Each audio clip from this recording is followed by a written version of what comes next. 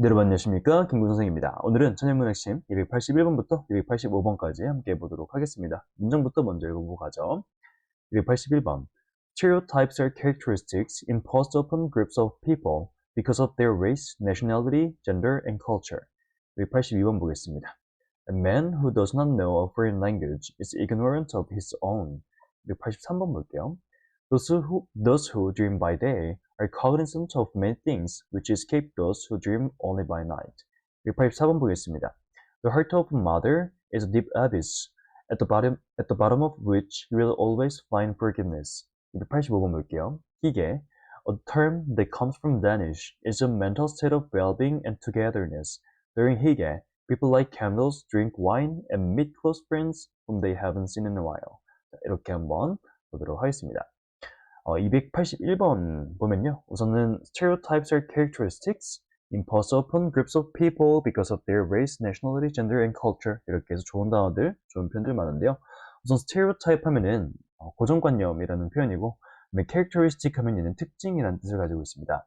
그 다음에 여기 나오는 이제 PP 형태를 여러분들이 인식하기 위해서는 impose A on B라는 표현을 알고 계셔야 되는데, impose A on B 하면 A를 B에게 부과하다라는 뜻이에요. impose 하면 이렇게 짊어지어는, 짐을 주는 그런 느낌이거든요. 그래서 뭐 세금을 부과한다거나 의무를 부과한다거나 할 때 impose라는 단어들을 쓰고, 그 다음에 이제 because of나 due to나 owing to 같은 경우는 세트로 뭐뭐 때문에라는 전치사예요. 전치사니까 뒤에 명사나 동명사가 나오고요. 그 다음에 이제 race 같은 경우에는 한 뜻만 갈게요. 인종이라는 뜻이고요. 얘는 형용사로 racial, 인종의라는 뜻이고, racism 하면 인종차별주의가 됩니다. 그러면 이제 racist 하면은 얘는 인종차별주의자가 돼요. 그 다음에 nationality 하면은 얘는 국적인데요. nation 하면 나라이고, national 하면은 얘는 국가의라는 뜻이에요. 그래서 nationality, 국적 이런 뜻이 되고요. The stereotypes are characteristics. 고정관념은 특징인데 어떤 특징이냐면 여러분들 impose 다음에 명사가 나와서 목적어가 나와서 이렇게 뭐를 누구에게 부과한다라는 뜻이 되는데 지금 목적어가 없잖아요. upon은 전치사고요. 그렇기 때문에 이렇게 수식해주는구나. 그리고 부과하는 게 아니라 부과되는 거죠. 그래서 특징인데 어떤 특징이면 부과되는 특징인 거예요. 누구에게요? 사람들에게 한 그룹의 사람들에게 부과되는 건데 뭐 때문에요? 그들의 어떤 인종이나 국적이나 젠더, 그 다음에 culture, 문화 이런 것 때문에 라고 하면 되겠습니다. 자, 그 다음으로 우리 관계대명사를 좀 볼 건데요. 관계대명사는 기본적인 기능은 앞에 나왔던 애들이랑 똑같습니다. 명사를 수식해주는 역할을 해요. 다만 이게 절이라는 말이 나와 있기 때문에 뒤에 주어동사가 사용이 되는 애들이구나 라고 봐주시면 되는데요. 우선 종류는 간단하게 세 개로 봐주시면 돼요. 인간을 수식해줄 때는 여러분들 who를 써주시면 되고요. 그 다음에 인간이 아닐 경우에는 which를 써주시면 되고, 둘 다 쓰는 경우가 that인데요. that은 제약이 되는 경우들이 있어요. 제가 여기서 설명드릴 건 아닌데 제약 때문에 쓰는 거지 괜히 뭐 대세로 다 퉁칠 수 있는데 굳이 who라는 위치를 쓰는 건 아니라는 거죠. 상황에 따라 쓰는 게 다릅니다. 어쨌든 이런 기본적인 종류들을 알고 가셨다면 얘를 쓰는 이유가 좀 필요하고 어떤 식으로 만들어 나가는지 여러분 직접 구경하는 게 구경해 보시는 게 되게 중요합니다. 자, 우선은 영어의 기본적인 특징, 어떤 문법 포인트들을 만들 때 되게 효율적으로 쓰기 위해서 그런 기능들을 만든 거예요. 예를 들어 I like apple 이라는 표현이 있고 여기 애플이 여기서 대문자로 나왔기 때문에 이 친구는 아이폰을 만드는 애플을 말하는 거예요. 그 다음에 이런 문장들이 있습니다. Apple is famous for its trendy design. 애플은 트렌디한 디자인으로 유명하다. All my friends love to use Apple. 내 모든 친구들이 애플 사용하는 걸 되게 좋아해. Apple's products are easy to use. 애플의 제품은 되게 사용하기 쉬워. 라는 세 가지 문장이 있고 얘네들이 그러니까 I like Apple. Apple is famous for its trend design. 이렇게 엮였을 때나 얘랑 엮였을 때, 얘랑 엮였을 때를 좀 따로따로 해서 한번 만들어 볼 건데 우선은 효율적인 걸 생각해 봤을 때요. 여기 이제 I like Apple 해서 애플이라는 말이 이미 언급이 되었는데 Apple is famous for its trend design에서 애플이 또 나왔잖아요. 얘는 불필요한 애예요. 얘를 대체해서 더 줄여줄 필요가 있고 그 다음에 이제 문장이 짧은 문장이 두 개밖에 없고 공통된 요소까지 있는데 굳이 두 문장으로 써야 되나? 얘들을 한 문장으로 줄여버리자 한 게 바로 관계대명사거든요. 그럼 이제 I like apple 하면은 나는 I like apple 사과를 좋아하는데 얘네들이 겹치죠. 얘네들이 겹치면 얘가 사람이 아니라 인간이 아니니까 얘는 위치로 얘를 바꿔주면 얘를 위치로 바꿔줘요. 그래서 I like people, apple, which is famous for its trend design 해서 I like apple, which is famous for its trend design 보이시죠? 그 다음에 얘 같은 경우도 마찬가지예요. All my friends love to use apple. 내 모든 친구들이 애플을 사용하는 걸 원해요. 좋아해. 또 겹치잖아요. 합쳐버립니다. 얘를 지우고요. 그 다음에 여기 얘네들을 연결해주는 이번 문장 앞에 which를 적어줍니다.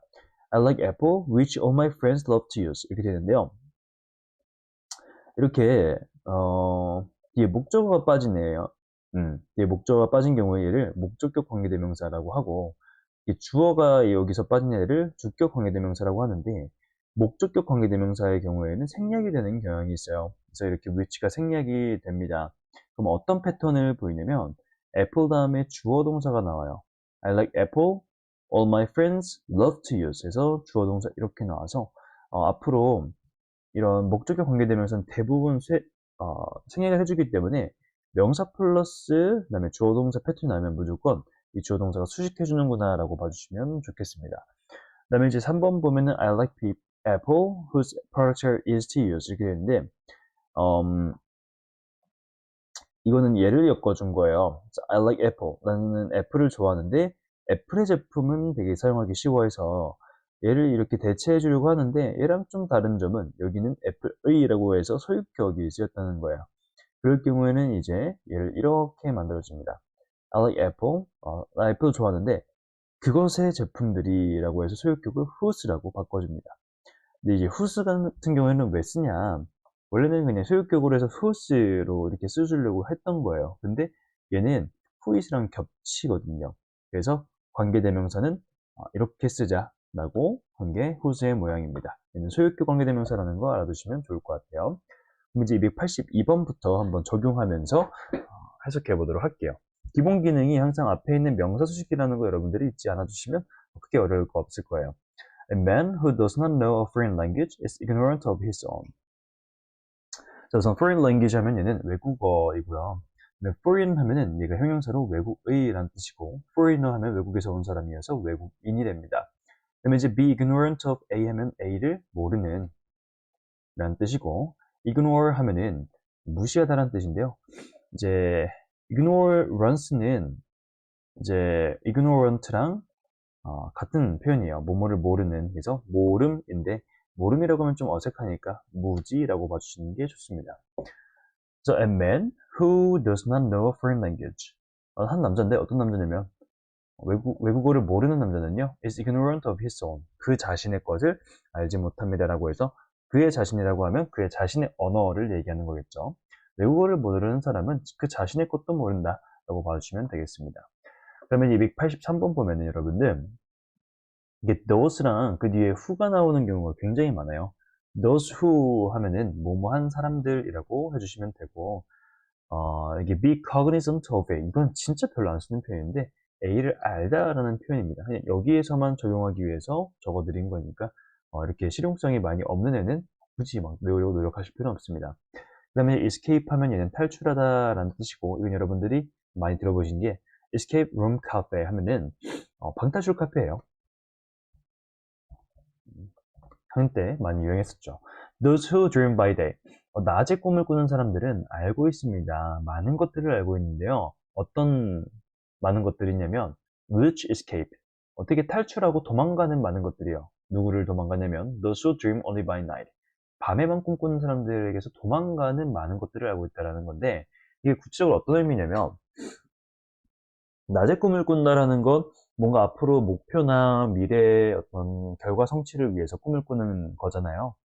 그런 사람들은 이제 알고 있는데 누구보다 더 많이 알고 있냐면 그냥 밤에 꿈꾸는 사람이라는 건 낮에 그런 꿈 없이 밤에 그냥 잠만 자는 사람이라는 거예요. 그 우리 밤에 꾸는 꿈만 꾸는 사람들이 알지 못하는 많은 것들을 알고 있다라는 거로 봐주시면 되겠습니다. 그 다음에 이제 284번 보면 At the heart of a mother is a deep abyss at the bottom of which you will always find forgiveness. 이렇게 되는데요.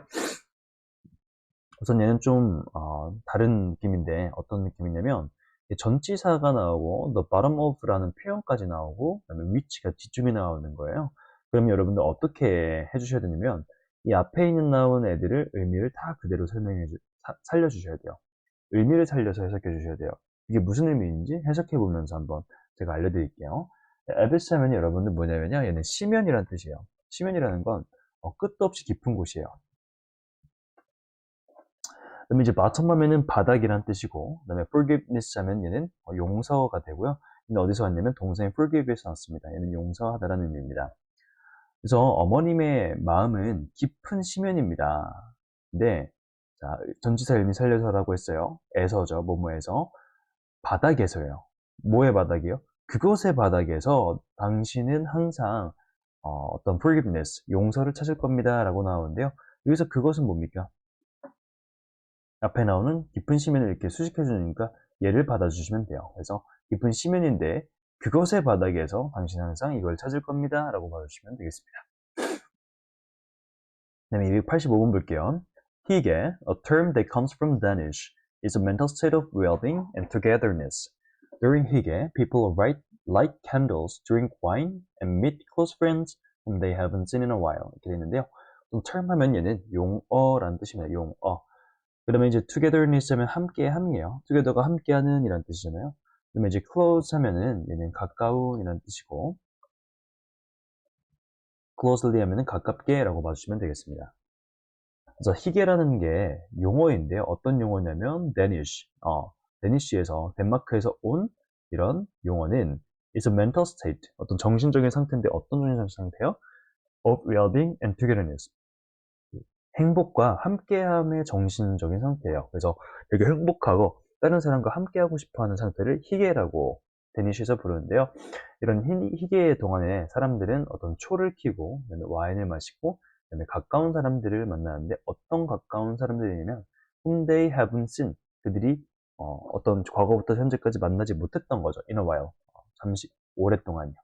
그래서 이렇게 한번 정리해봤는데 선생님 whom이 도대체 뭔가요? 아까는 안 알려주셨는데 라고 하실 수 있는데 whom이라는 게 누구냐면 이렇게 목적어로 쓰이는 경우 있죠. 목적어 뒤에 목적어 대신에 이제 목적격 관계대명사로 쓰는 경우에는 이제 whom으로 바꾸기도 하는데 얘는 이제는 좀 구식 문법이 되었어요. 그래서 요즘에 whom 잘 안 쓰는데 아직도 쓰는 경우도 종종 있습니다. 하지만 몰라도 돼요. 그냥 얘를 who랑 똑같이, which랑 똑같이 해서 그냥 그들이 오랫동안 보지 못했던 친구들 이런 식으로 어차피 핵심은 앞에 있는 명사를 시켜주는 거니까 그렇게 봐주시면 좋을 것 같습니다. 그래서 오늘 이렇게 관계대명사 쉽지 않은 파트이지만 그렇지만 너무너무 많이 나와서 너무너무 중요한 부분 한번 건드려 봤습니다. 여러분들이 이 문법들을 기반으로 해서 해석 연습 많이 하시면 이 관계대명사도 무조건 정복하실 수 있는 만큼 있을 만큼 관계대명사는 그렇게 엄청 난이도가 해도 안 되고 그런 정도는 아니에요. 여러분들 하시면 무조건 하실 수 있으니까 한번 꼭 열심히 복습해 주시길 바라겠습니다. 그럼 우리는 다음 강의에서 보도록 할게요. 자, 안녕.